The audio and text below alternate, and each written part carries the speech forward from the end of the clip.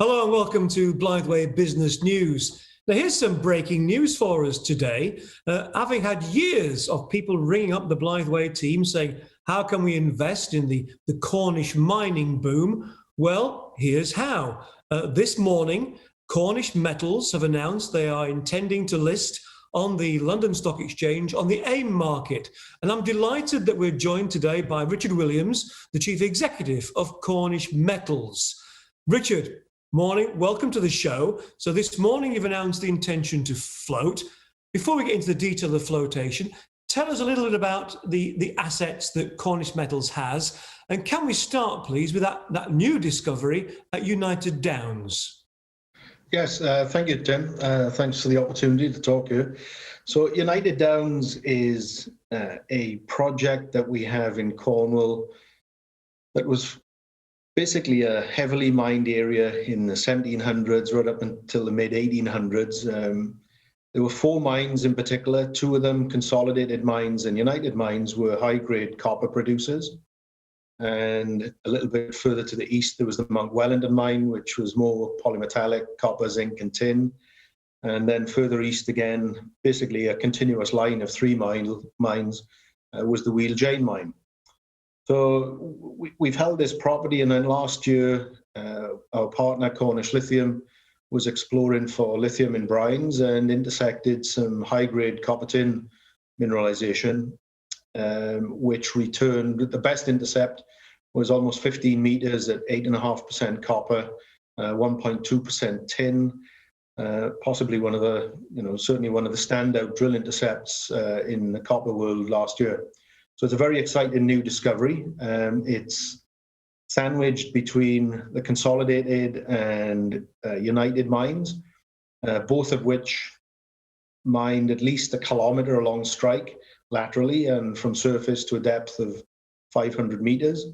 What we saw from the Cornish Lithium drilling was that the copper mineralization extends to at least 700 meters, at least beneath the United mine. So we've got, very excited by this opportunity and looking forward to the chance to drill it and define the resource there. Okay, so you've got near surface, very high grade copper at United Downs. But I guess a lot of people watching the program will think, oh, okay, Cornish Metals used to be Strongbow, and you're well known for owning the Southcroft Tin mine in Cornwall. So if the focus is now United Downs, what's going to be happening at Southcroft? Well, Southcroft is on care and maintenance currently.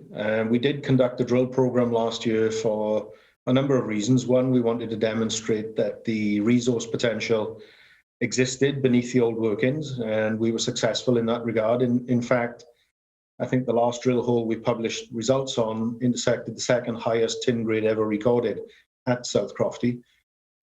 So the potential is really there. It's a big strategic tin asset in our minds, but the cost to dewater the mine is difficult to finance at this point in time. What we've looked at really is what do we have that's near surface that we could potentially get into production in the near term and capitalize on some of the permits that we already hold. For example, at Southcroft, we have planning permission to build a process plant, and that process plant does not have to be specific to Southcroft. It could be a central processing facility for mined material that comes from other projects within reasonable transport distance. Now, United Downs is only 8 kilometers east of Southcroft, and so we see a natural progression here where we could look at the resource potential at United Downs, and if successful, put that into production and then feed a process plant just down the road at Southcroft. So Richard, let's just talk about the minerals you've got, because it looks to me with copper, tin and lithium, you've got all the modern minerals that people are excited about with the EV revolution and other modern applications.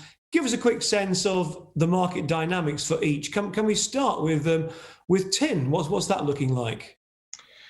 Well, tin didn't have a great period over the last 18 months. We had the China-US trade war, which depressed prices. Then we had COVID, which depressed prices further. But what we've seen since last March is a strong rebound in the tin price, back to around $21,000 a ton. Now, and maybe a lot of your viewers will already know, but the primary use for tin today is as solder.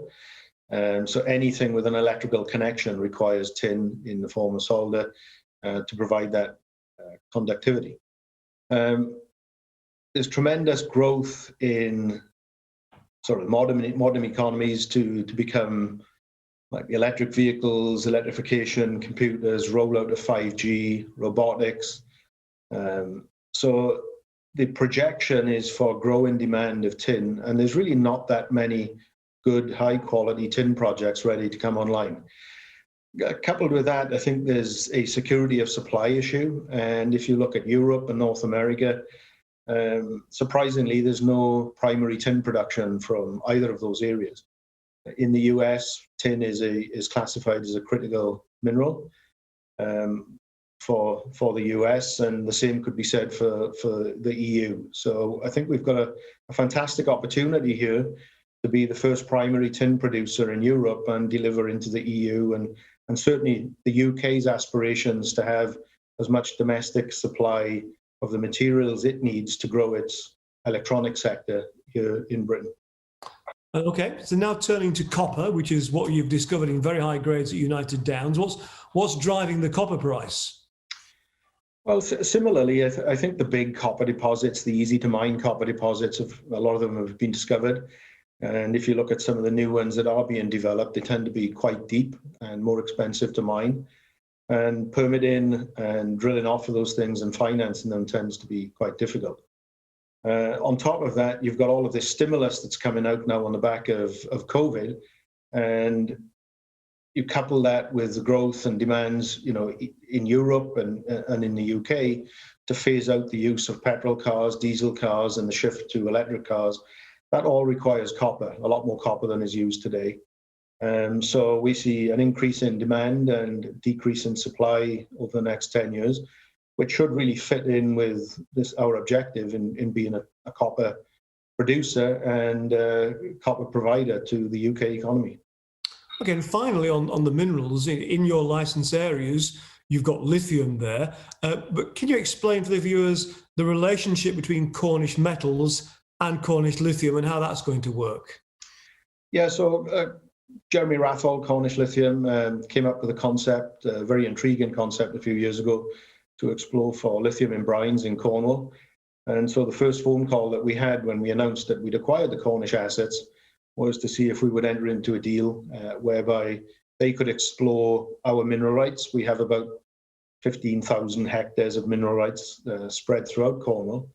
And if they were to find any lithium in brine and take that project through to completion of a feasibility study, we would get a free carried interest of 25% on the first project and 10% on subsequent projects.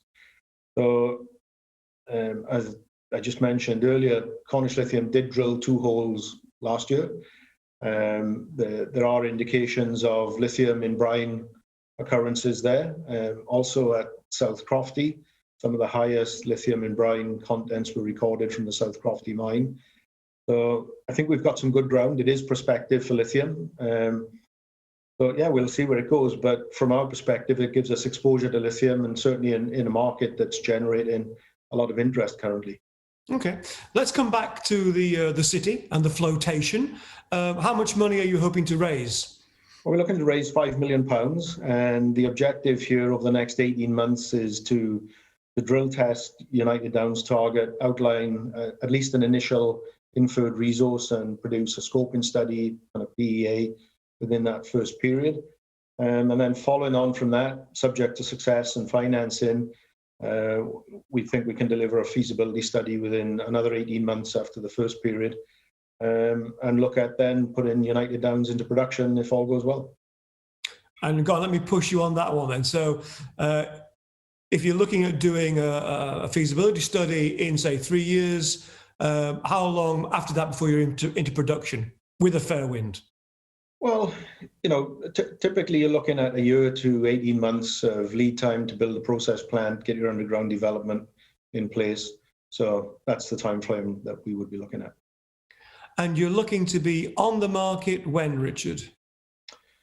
Well, the idea is to be marketing between now and the end of January, so a listing in February. A listing in February. Right. Richard Williams, thank you very much. You heard it here first.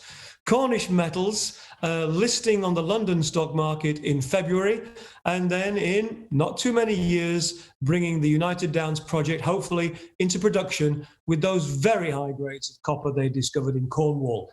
That's it from Blytheway Business News for today. Thanks for watching.